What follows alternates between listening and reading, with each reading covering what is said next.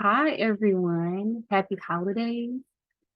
And get into it. My name is Ariana Carter, as she said. I am the owner of Carter's Canine LLC, located in Dallas, Texas. I founded Carter's Canine in 2019. It started off as just home boarding. And then when I went to college, I found out that I had a passion for animal behavior, animal welfare. So I entered Catch. So I became a certified dog trainer last year. I'm also a mentor for Catch. So I went through a master's program. And I had a mentor. So now I'm a mentor for the students that are in Catch, which is really fun. And I really enjoy giving back to the students. I'm also a CGC evaluator. So through the AKC Canine Good Citizen Evaluator. Um, So here's a couple pictures. Up in the corner are my dogs, Joey and Indy, which I really want to kind of focus on. So a little bit about a background about Joey. He's 2 years old now, and we got him from the SPCA here in Dallas. And he started off, well, he still is very fearful and has a lot of stranger danger issues, but we have made a lot of progress with the things that I will be discussing in this presentation. And then with Indy, the one that has the bat wings on, these are pictures just from Halloween. So these were the costumes. And then once we start talking about resource guarding and jumping, I will probably reference Indy. So, and then just here's some more pictures of Carter's Canine and some things that we did.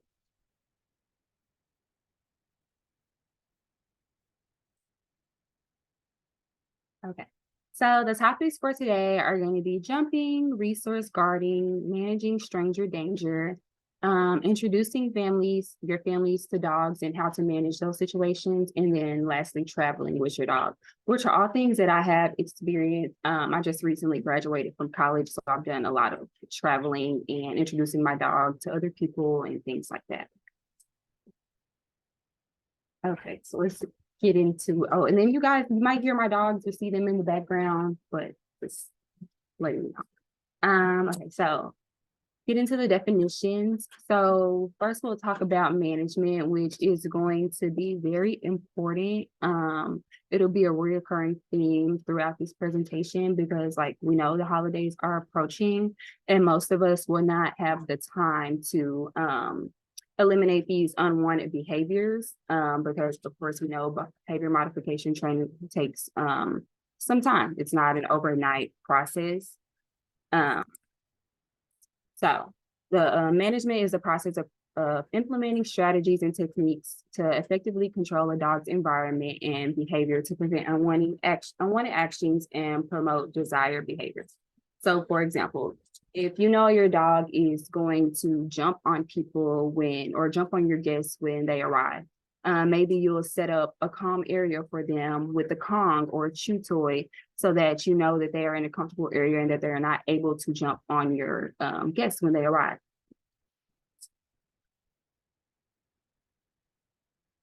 The next thing that's going to be really important is identifying your dog's triggers, which triggers are what make your dog react in different situations. They can be people, things, sounds, anything that bring out certain emotions in your dog that might not be positive. Or they can be positive sometimes. So for example, meeting new people might really trigger your dog or make them excited. So for Indy, we know that you can probably hear them. For Indy, we know that when we have guests over, she's probably most likely going to jump. So we put her in her crate and let her decompress, let our guests come in, and then we'll release her to greet the people.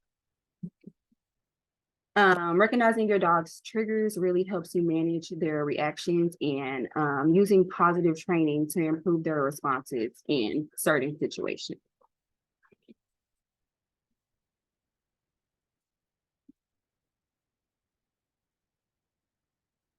So the next thing that is actually one of my favorite things to talk about is enrichment. So enrichment is the practice of providing mental and physical stimulation to dogs in a structured and positive way to improve their overall well-being and behaviors.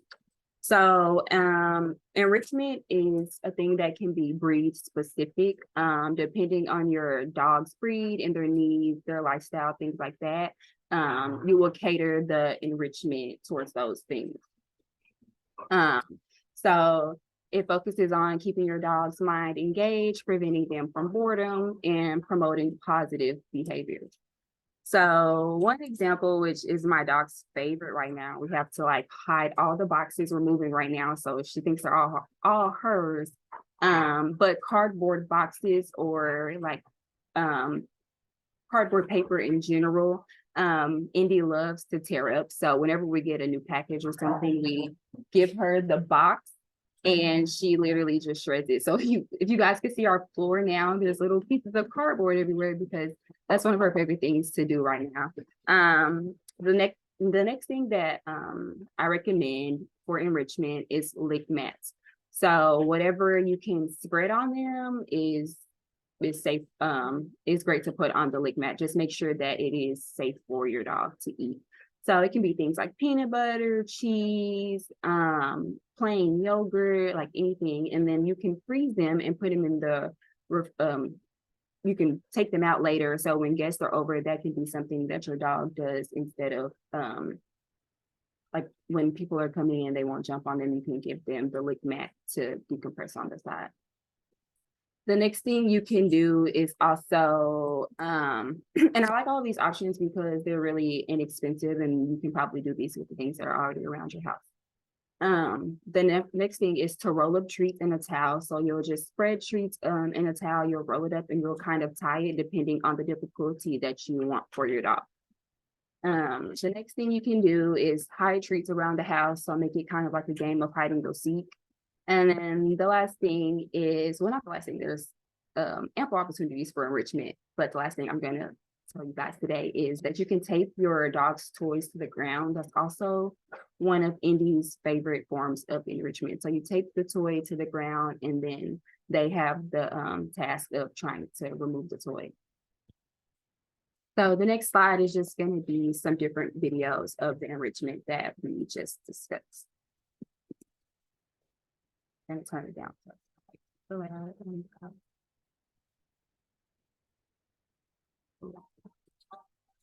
then you can kind of see. So the one in the left is after Indy has shredded a box. She's like super tired after that. The one in the middle is her, like I was just talking about, I take the toys to the ground and she's trying to get them up. It took her a little bit of time to get used to it, but eventually she got it. And she was actually very tired after this too. And then this last one is one of my clients named Benji, and he's just eating off of a lick mat.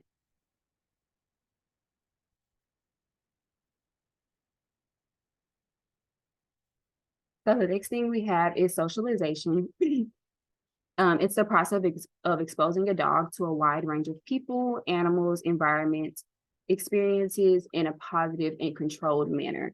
We have to remember that socialization happens before 18 weeks, and then after that, we're working through habituation. The goal of socialization is to help a dog become well-adjusted, confident, and comfortable in various situations. So that will reduce anxiety, fear, reactivity, and reactivity. It's extremely important for most dogs, I mean, for all dogs, but it's even more important for you to start when the dog is young. I know that everybody doesn't have that luxury, but if you do, I would really take advantage of that. A lot of things can be prevented in a dog's older age if we focus a lot on socialization when they are young, hopefully before 18 weeks.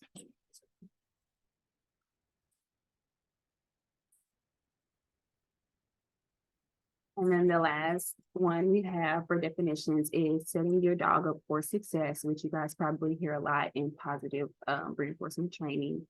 But it refers to creating an environment and conditions that make it easier for your dog to behave well and learn effectively.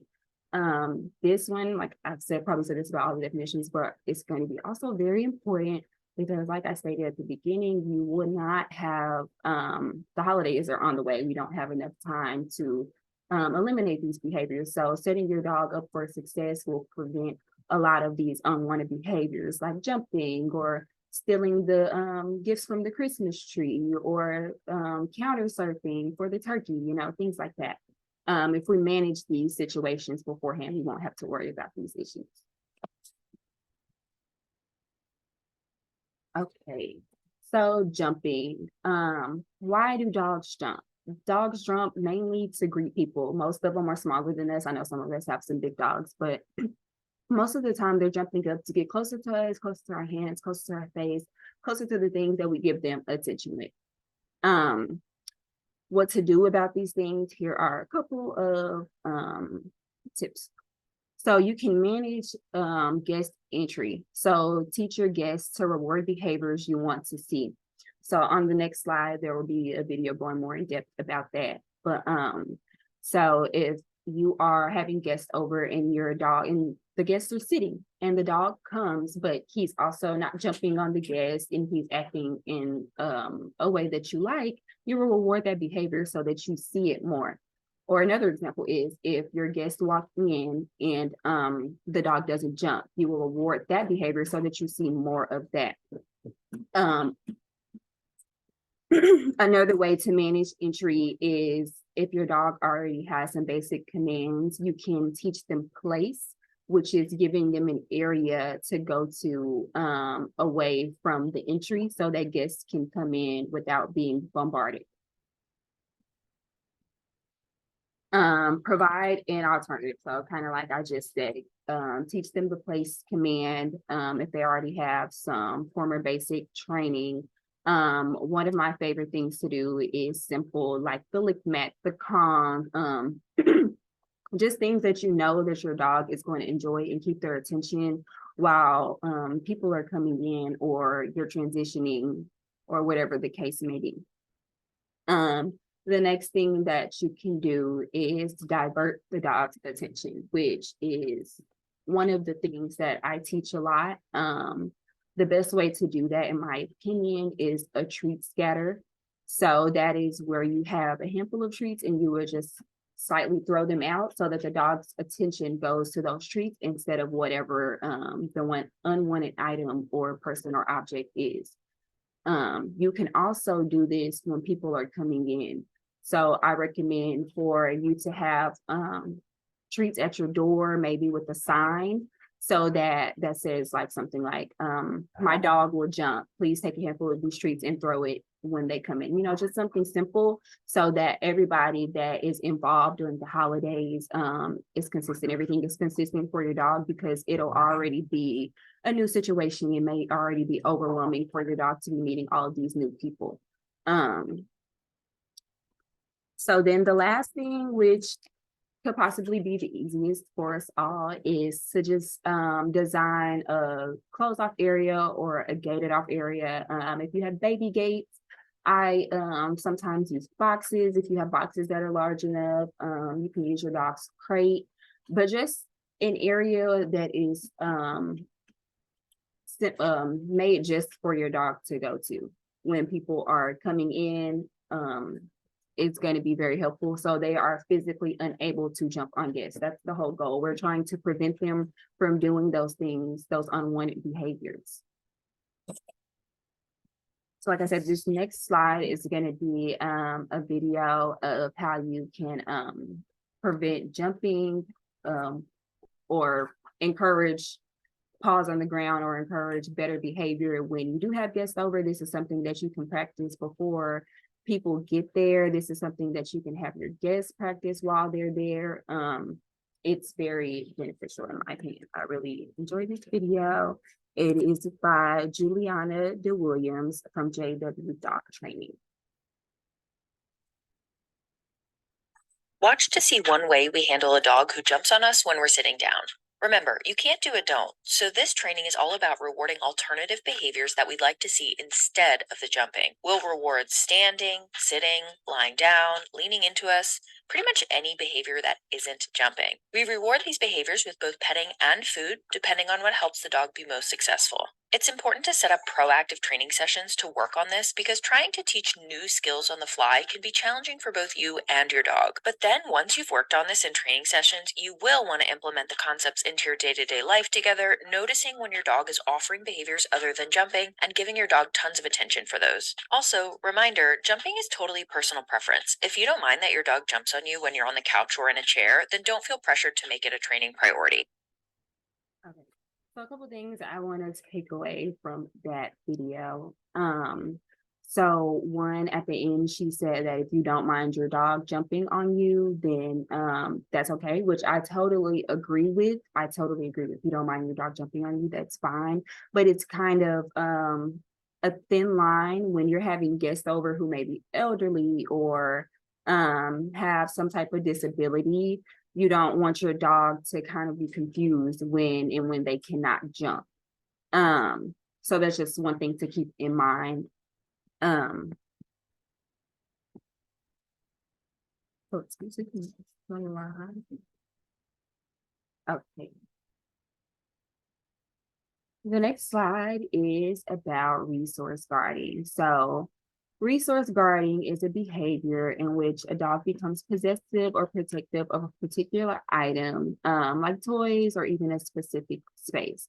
And then dogs show resource guarding by growling, barking, lunging, stiff body language, so raised hackles, or you might also hear piloerection, stolen or hidden items, showing teeth, and snapping. So I'll give you guys a couple of examples. So Indy resource guards when her food bowl is empty. So if there's food in there, she won't resource guard. So the most she will do is, like, you can see that her hackles are raised in the back when Joey comes near the bowl that's empty, which might be weird to us humans, but that's just how she does. So as soon as she's done eating, we usually pick the bowl up so that there's no she doesn't show any signs of resource guarding.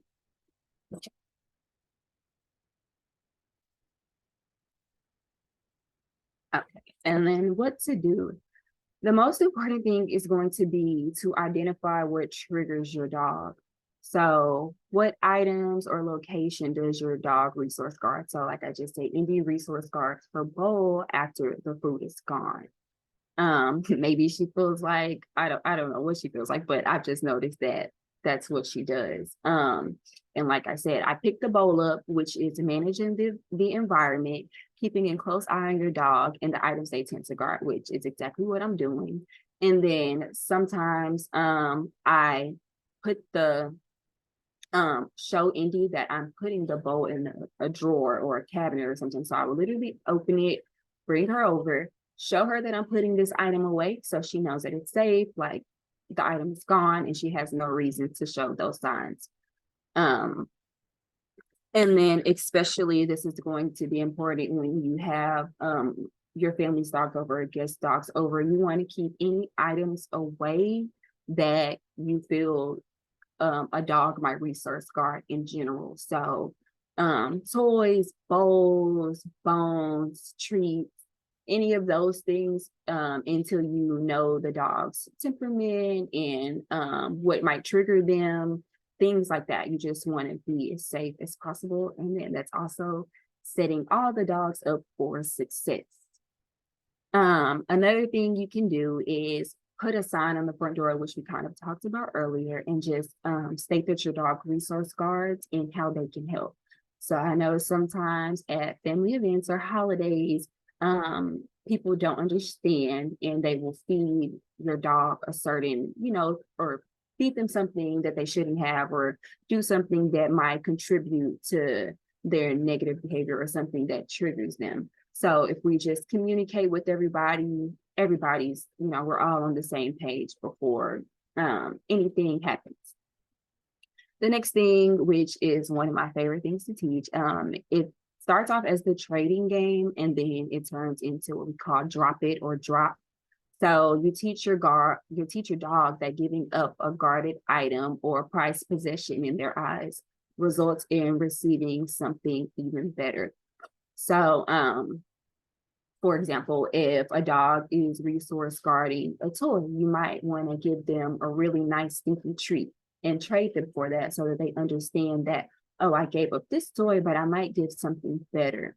And then that's something that you can continue to practice.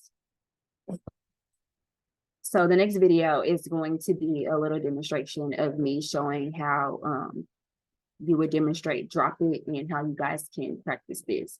And then one thing that's going to also be important is that if your dog does steal something, or if they do get a piece of turkey off the counter, it's going to be very important not to chase them, not to make it a super big deal, not to yell at them, because all of those things contribute to those unwanted behaviors. You want to stay calm and, like I said, attempt to trade them for something higher value.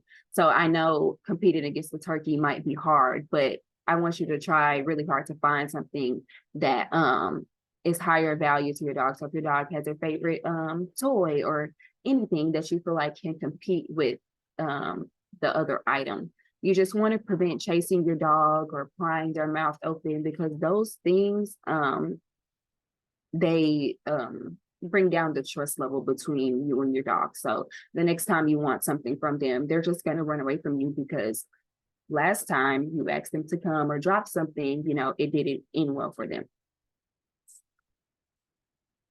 So we'll go into this video, and then this is just me giving a little demonstration of how you would teach drop it. So the low value item in this, of course, is the tug toy. And then I have some really sticky treats in my hand. So I'm trading the dog, the tug toy, for the treats. And by this time we had practiced a couple times. So he was dropping the toy pretty easily. But I will say before that, it wasn't so easy. He had stole my glasses, guys, and I know that was like, well, that could be an example. So that was a moment I could have freaked out, but I really had to stay calm, because if I didn't, I probably wouldn't have gotten my glasses back. So I ended up trading him. It ended up being very easy. And in that situation, my glasses were not that high value, so I was able to trade him for that toy you see that's right there in the video.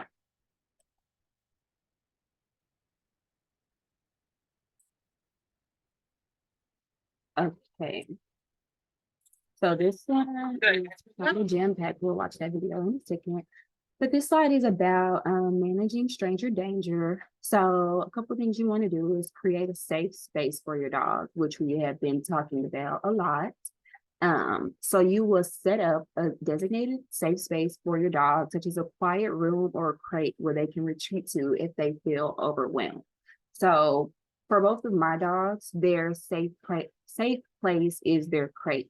As I was talking about Joey earlier, we got him from the SPCA, and he was extremely timid. He didn't come out of his crate for like the first week. I'm not kidding. He was so terrified. So ultimately his crate is a safe space. In the other hand, we can give her an area in our room. So she has an area next to Joey's cage that's set up really nice. She has blankets and all things that she needs. That's just fine for her. So you just have to gauge what is best for your dog. And I will say, if you haven't been using a crate will not be something beneficial to you to just throw in the situation when guests come over for the holidays. I recommend maybe like a gated area or a room or somewhere where your dog can still see, but they can't physically get to the guests. The next thing you're gonna always want to do is supervise interactions between your dog and guests. Keep a close eye on your dog's body language to prevent potential conflicts. So a little backstory, I have a client that just called me the other day, and she's like, help, like my dog just snapped at, my child. And she told me that the dog was begging and the child, approached the dog. So, and she wasn't around. So those are situations that you just always want to prevent, because that could have been an even worse situation. I'm so glad that it wasn't. And the dog was able to give warning signs before it did something else. But that's just one thing. You just really want to pay attention to the dog's body language. And then another thing, I just wouldn't have the dogs around the kitchen area when people are eating. That's an opportunity for you to also create a safe space for your dog to go to. Use some of that enrichment so that they're focused on something else. Another thing to do before the holidays and even during the holidays is exercise your dog, engage your dog in physical and mental exercises to help them release excess energy. So again, use your enrichment. Take your dog out for a sniffari. So that means let them sniff whatever they want. Basically, the walk is for them. Use that those snuffle mats. Try out the box method. Play hide and go seek, as I said earlier. I'll use all of these ways to engage your dog in mental and physical exercises before people come over. And then the last thing is to maintain your dog's routine. So try to stick to your dog's regular routine as much as possible during the holiday season, including feeding and exercise schedules. So I know this may be hard because you have your family over, you guys may have, events planned and things like that. But that's also where exercising and doing all of these other exercising your dog and doing all of these other things come in, because if your dog is exercised, then you don't then that helps with their routine. If you usually take them out at 6 a.m. and you take them out at 8 p.m., that's okay. You're still getting in their exercise. You just want to make sure you are able to do that at some part of the day. And then that can also be like a family thing. Dogs usually respond better, when they're outside. We'll talk about this later, like off leash introductions and things like that. But when your dog is off leash around others, they might respond differently versus on leash in the house. But we'll get to that eventually. So here's this video. It is by Beth from Rehab Your Rescue, and I really enjoy this video. It's going to show you how to get consent from your dog and teach your guests how to get consent from your dog or other dogs when they come over, because as you know, dogs have their own language. It may be subtle, but it's there, and we really have to pay attention to prevent things from happening.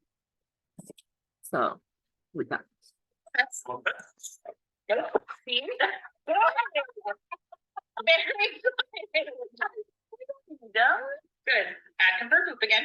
Peace. Biscuit. Good boy. Ask me about that. Good. Super. We don't need it from him. We don't need no love from him. No, here's good. There, confirm poop. The bathroom is for poop. Good boy. Ask for pets. Good. Yes, 3 pets. Good. Yeah, good. Super. Good. Good.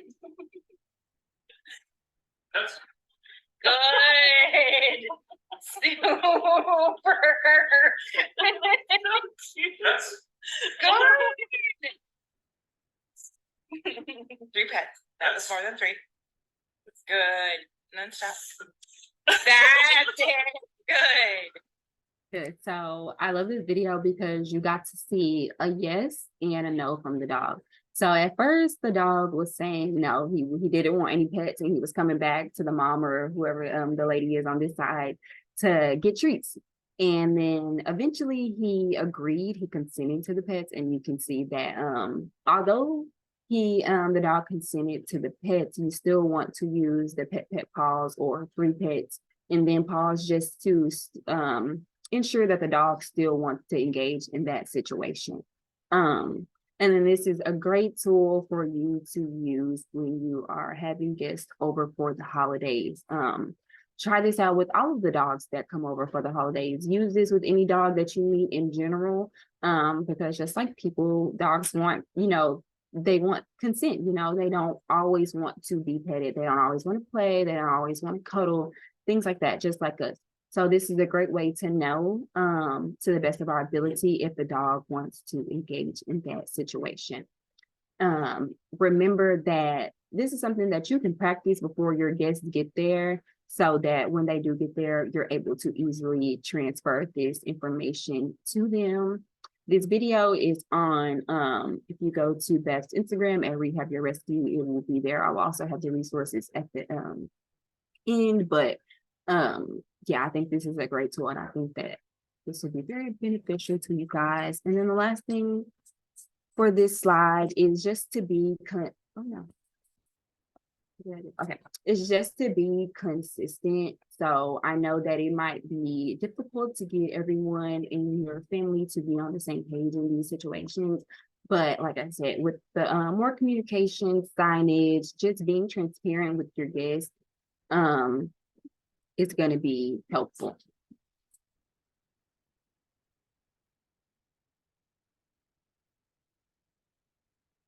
Okay, so bringing other dogs over. You want to plan ahead, of course, like I said in previously. Talk to your family members in advance to understand their plans for bringing their dogs' needs, what, how you should set up their dog's safe space. So all the dogs need their own separate safe space. So if there's 4 dogs, then we need 4 different safe spaces, unless they're like sibling dogs and you know that they already get along well together. But the goal is for all the dogs to have their own area to decompress and to just get away from everything else that is going on during the holidays. In a perfect world, we would do a meet and greet. And a meet and greet is a controlled, neutral meeting between the dogs before the holiday gathering. This will help them get acquainted in a less stressful environment. This is just, like I said, in a perfect world, if you can do this, this would be great. You want to make sure that all dogs have designated play times or exercise sections, both individually, and then if the dogs are a good fit, you can allow them to have play sessions together. Usually if your dog is well exercised, and all of their needs have been met, then you are less likely to see those unwanted behaviors. So kind of like how I previously discussed, like the difference between Indy and Joey. Not all dogs are social butterflies, so it's going to be important to respect their boundaries. So, like I said earlier, Indy is really a cuddle. She might come over here because I'm saying her name right now, but Joey doesn't really want to be bothered. He wants to chill in his cage and just mind his business. So we respect that, and we cater to them according to their differences. Of course, we want to redirect undesirable behaviors. Keep an eye on the dog's body language and intervene if necessary. So one thing you might see a lot during the holidays is humping, because the dogs are just super aroused. They're excited about all the new smells, the new people, there's new dogs. There's just a lot going on. And usually it's not sexual when the dogs are humping. They're humping because they're over aroused, like I just stated. So just keep that in mind when you see that behavior. Your dog's needs might not have been 100% met, or the environment is just overstimulating. And again, then that's an opportunity to use your safe space or your crate or your gated area. Ways to introduce dogs, which I feel is going to be very important. The first thing you can do is parallel walks. So that's a technique used to help dogs become more comfortable and relaxed around other dogs or people. So you will simply have the dogs on the leash and use 2 separate sides of the street, and you will walk you on one side and someone else on the other side with the dog, and you guys will walk back and forth. Remembering to reward the dog for the behaviors that you would like to see. This will just allow the dogs to become a little bit more familiar with each other before meeting inside of the house or wherever you guys will be. Another thing is off-leash introductions. I recommend off-leash introductions in a neutral environment for all dogs. The leash, you will see, so Joey, he becomes very, it triggers him. He becomes a bit aggressive when he's on the leash. So the leash makes him feel restricted and makes him feel like he's not able to flight or bail from the situation. Because like I told you, he's previously, and we don't know if he was abused or what the situation may have been, but he's very afraid and very skittish and just very fearful in general. So when they feel like they can't flight or bail from this situation or they are uncomfortable, that's when dog fights or aggression comes in because the dog felt like it had no way out. So if they are not on the leash, both dogs have ample opportunity to flight or leave the situation or express in a better way that they don't like the situation before they just go to biting. Another thing is off-leash introductions in the house. So I kind of want you guys to do the same thing. Keep the leashes on the dog, but do not hold them. So you would just have them there as a precaution, just in case anything happens, and you will easily be able to retrieve the dogs or break up the situation or whatever the case may be. I do want you to just keep in mind that the dogs may react differently outside than inside, especially if one dog already lives there, because that's already been their house. So just keep in mind what we've been talking about, resource guarding and just their body language. And then the last thing is supervised playtime. That's kind of self-explanatory, but supervised playtime, just watching the dogs at all times, if you are going to allow them to interact with each other, I would do playtime in a neutral area that both dogs feel like, it's comfortable for them, but whatever works best for you guys.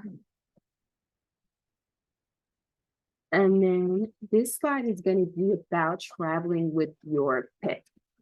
So, of course, you want to plan ahead the best as possible.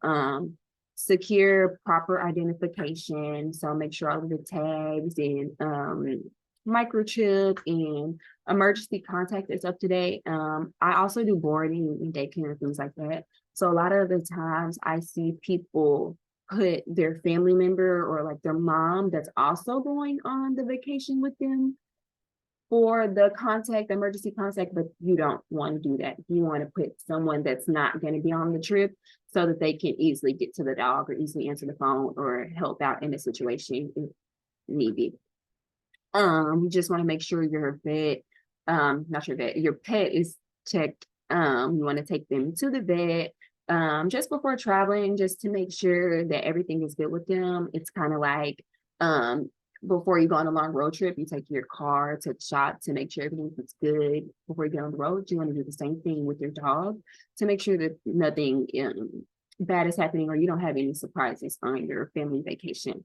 And then I feel like one of the most important things is considering how you will be traveling. So by car, you want to make sure you have secure seat belts and to plan out, adequate time for bathroom breaks, exercise, hydration, especially if you're going on a long trip. I think planning time for exercise and mental stimulation is going to be very necessary if you're going to expect your dog to sit in a car for hours. That's something hard for humans, so we can imagine how hard it can be for your dog.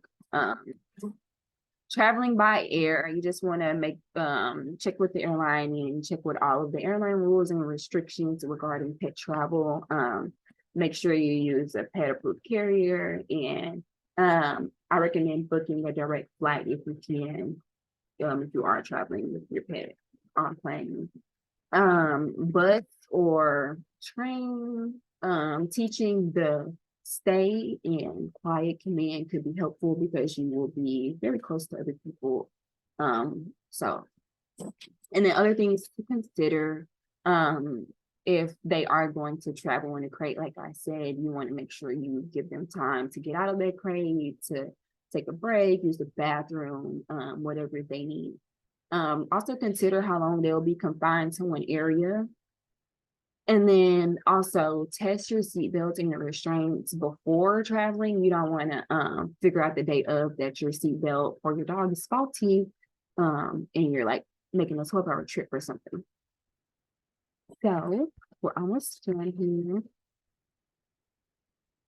there's 5 takeaways that five things I want you to take away from this presentation today is management. So like I started off saying, it's very vital to just prevent these situations right now so that when the holidays are over and you have time, you train for these situations. So we can't just stop at management because then that's never going to fix the issue or make progress within the issue. You want to make sure you start with management and then you consult a trainer in your area or you do your research or whatever the case may be, but you cannot stop at management because then there's no progress there. We're just preventing these issues so that the dog doesn't continue to do them. Communication is going to be very important. Like I said, communicating with the guests, leaving signs around, things like that, just so everybody is on the same page and they all know what to expect and you know how to cater to your guests and their dogs. Treats everywhere around the house. Have little bowls, treats. Or if your dog is, I have a client that doesn't eat any treats. She loves her ball. So if you have one of those dogs, balls, you know, something that can divert your dog's attention from doing those unwanted behaviors. Gates and crates is very important. So just giving your dogs and all the dogs that are going to be visiting a break. They need a break to just get away and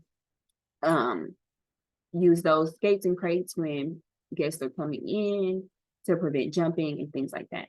The last thing is going to be enrichment.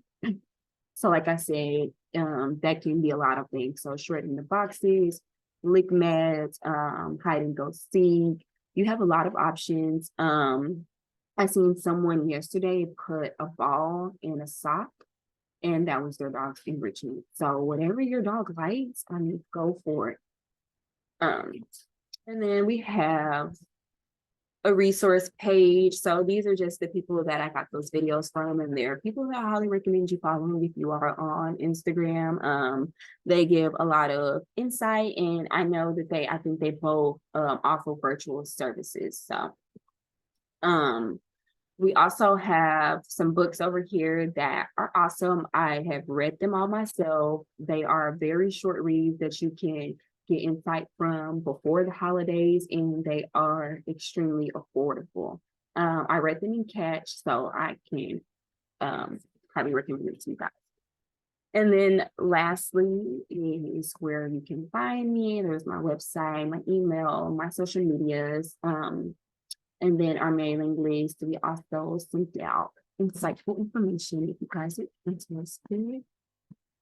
And then lastly, I just want to tell everybody to have a wonderful holiday and thank you guys for allowing me to speak today. Thank you so much, Areona. If folks have questions, feel free to drop those in the chat box now. So quick final reminders. Again, we are a 501c3 nonprofit. If you liked what you heard today and you want us to be able to bring on more speakers, making a donation is a way to make that happen. You can donate online at everydogaustin.org or also on Venmo. Lots of different ways that you can donate through Instagram, Facebook, things like that. Thank you, Areona, again, for being here today. This will get recorded and popped up tomorrow on YouTube as long as it cooperates. And I hope everyone is safe throughout the next couple of months. It can be an intense season. So thank you everyone for being here, and we'll see you next time. Have a good night. Bye.